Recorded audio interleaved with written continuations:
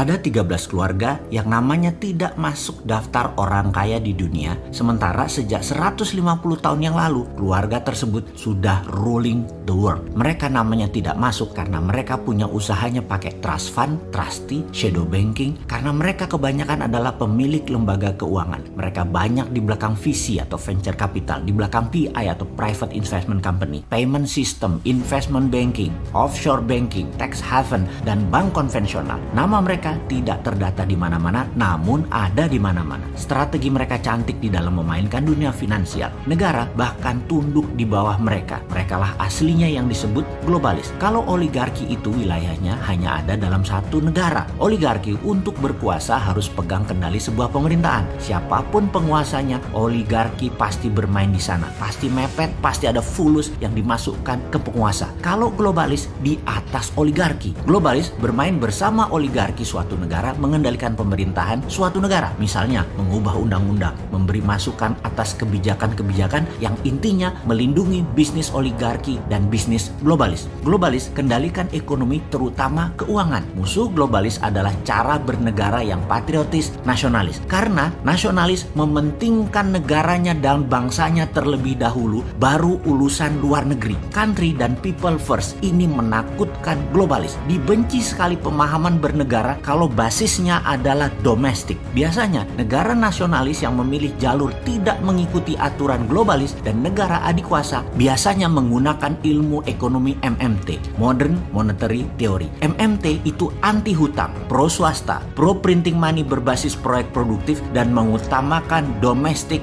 direct investment atau DDI, bukan FDI, bukan foreign direct investment. Jadi kalau banyak foreignnya, negara tersebut cenderung di bawah pengaruh globalis. Saat ini pengguna terdepan negara yang pakai MMT adalah Tiongkok dan Amerika. Karena itu MMT tidak boleh dipakai negara lain. Di sisi lain, globalis juga anti nasionalis. Sekali lagi, bernegara patriotis nasionalis plus mengadopsi MMT itu ancaman besar buat globalis. Apa yang dibuat oleh globalis sejak lama mengendalikan agar MMT tidak dipakai di banyak negara. Indonesia akhirnya dimasuki oleh asing sejak tahun 1998 hingga saat ini. Salah satunya adalah kefungsian bank sentral. Simple sederhananya. Namun kalau paham bernegara jadi buat marah, bisa misu-misu ke pejabat. Namun dalam hal ini kita wajib mengingatkan bangsa dan negara Indonesia agar bisa menjadi negara berdaulat penuh, tidak bergantung asing. Yang dilakukan IMF sebagai perpanjangan globalis dan dolar sebagai leng arm perpanjangan Amerika adalah bank sentral meminjamkan negara kalau perlu uang. Jadi BI sejajar, bahkan lebih atas dari negara. Pemerintah siapapun kalau berkuasa minta uangnya ke BI atau negara lain ya, minta uangnya ke bank sentralnya. Itulah aturannya dan itu harus ditaati. Kalau negara patriotis nasionalis pemimpinnya atau bernegaranya seperti Trump deh yang akhirnya kotak suara globalis mengalahkan dirinya, dan semuanya ini persis seperti usulan kita sejak 3 tahun yang lalu di dalam bernegara. Di dalam Mardigu Nation, bank sentral akan dibubarkan statusnya dan akan diletakkan di bawah Kementerian Keuangan, menjadi sejajar dirjen, hanya jadi dirjen moneter. Di posisi ini, negaralah yang mencetak uang, bank sentral yang meminjam,